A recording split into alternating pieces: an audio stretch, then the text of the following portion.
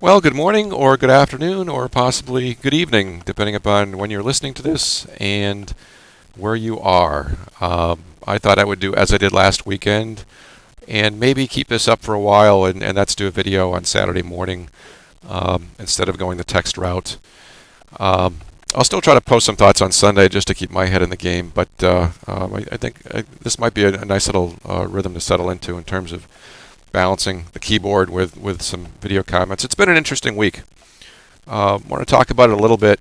Also want to talk again about one of my favorite books, and many of you know this by now, but we'll look at a couple of different segments today from The Tao of Poker by Larry Phillips.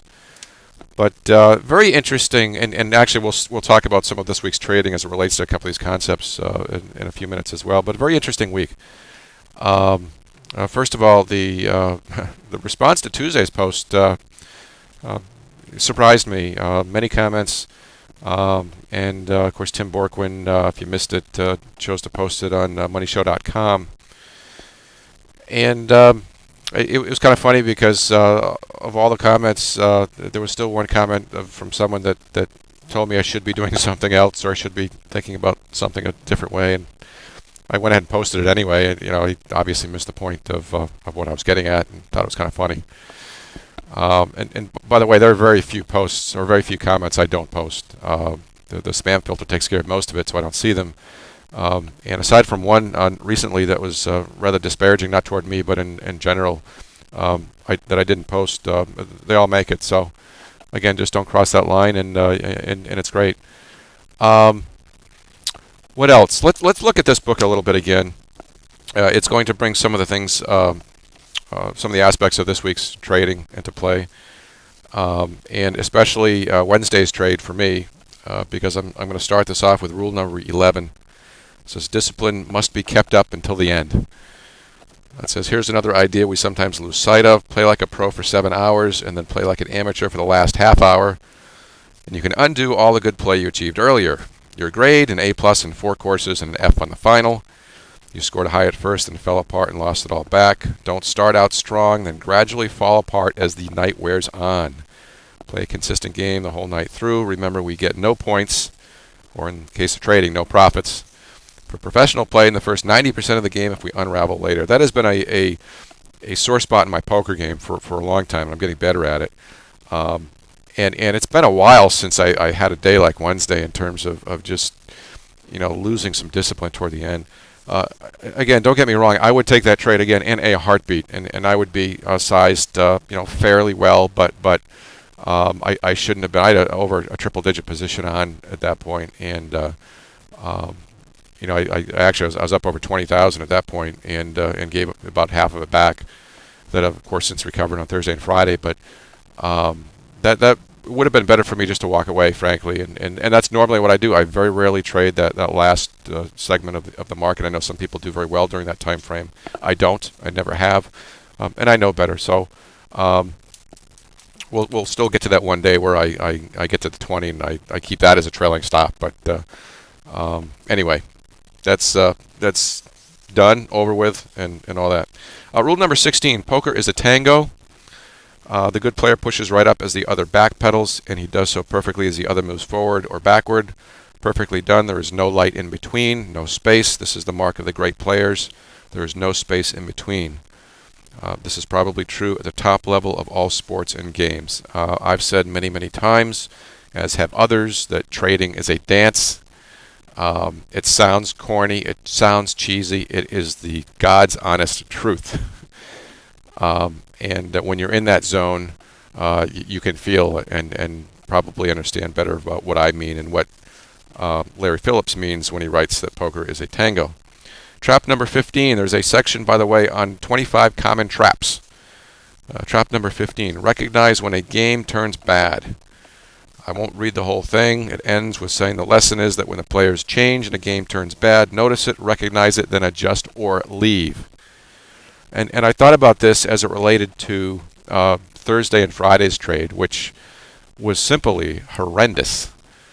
And I mentioned in one of my posts, it really felt like, and I believe this is the truth, that a lot of people left Wednesday's session scratching their heads wondering what the hell is going on. You could see it in the lack of volume. You could see it in the cruddy pace. I certainly entered Thursday, not expecting to trade a whole lot, and into Friday in terms of, okay, something's got to get pretty obvious to consider a trade, and the game turned bad in terms of what a lot of us look for. Volatility patterns. If you're a really great tight range player, wonderful. You must have done very well. I congratulate you. Not my game, never will be.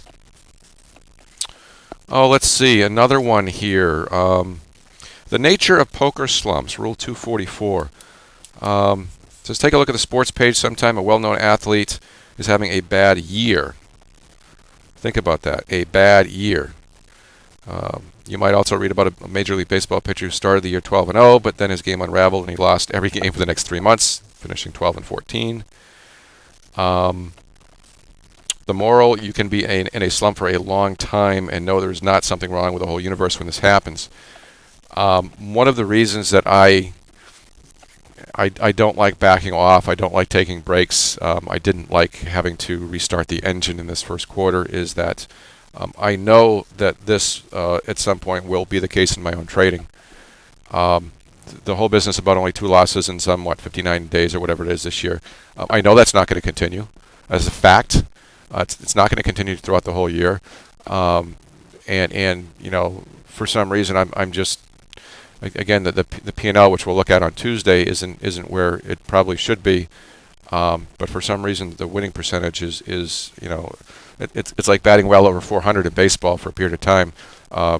It's going to be pretty darn rare to end the year like that, and very few do so.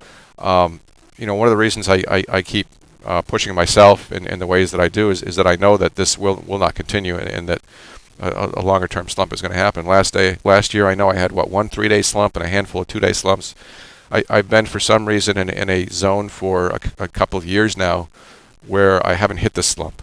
And I mentioned the other day I went into Thursday not even wanting to think about it, not even wanting to risk doing anything that might start it wouldn't have been a 2-day streak of losses, but it would have been a Wednesday afternoon bonehead sequence followed by a poor trading day on Thursday, and to me that's a slump.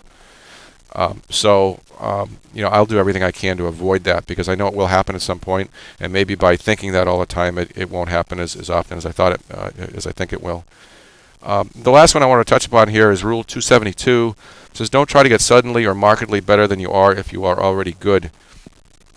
To use a golf metaphor, it says here you can't take 10 strokes off your game anymore. The new player often can, but to make such an attempt as a seasoned player may actually end up backfiring, having the opposite effect. And certainly I'm thinking about that a lot as I consider my goals and my trading for the current period of time and going forward as well, especially on the heels of a couple of very strong one very strong year, and the years even leading up to that weren't that bad either. So again, just some things that are going on in my head. I'm going to close the next minute or so just talking about this whole silly theme that you see me pounding over and over again in terms of the game and the race and the turn that I'm going to hit on Tuesday. And I know some of you are probably really sick of reading that. But understand why I do that. And really this has become very important to me as I started the blog, which, gang, it's going to be 9 months in about a week that we've been doing this. I say we. I do view this as we, as the interest for some reason has been as it has been. But I have to stay motivated somehow. How do you stay motivated in an industry or in an endeavor where you're doing this pretty much on your own? There's nobody with you. There's no coach. There's no chat room. You are it. You are having to perform to some level of excellence, or strive for some level of excellence every day of the year. How do you do that? How do you maintain motivation? If I did not do it this way, if I did not view this as a race and a competitive endeavor, which the futures market is, of course, in the first place, so it's a good fit. But if I didn't do this, I wouldn't trade on certain days. I wouldn't have that motivation to drive me to where I am right now, or to where I still think I can get at some point. So please understand that's why I do it. It helps. It's helped me a lot. I've learned a lot over the last 9 months. I'm going to keep it up. If you like it, great. If you don't, sorry. It's going to stay. Ticker's dying. We'll catch you later. Have a great weekend.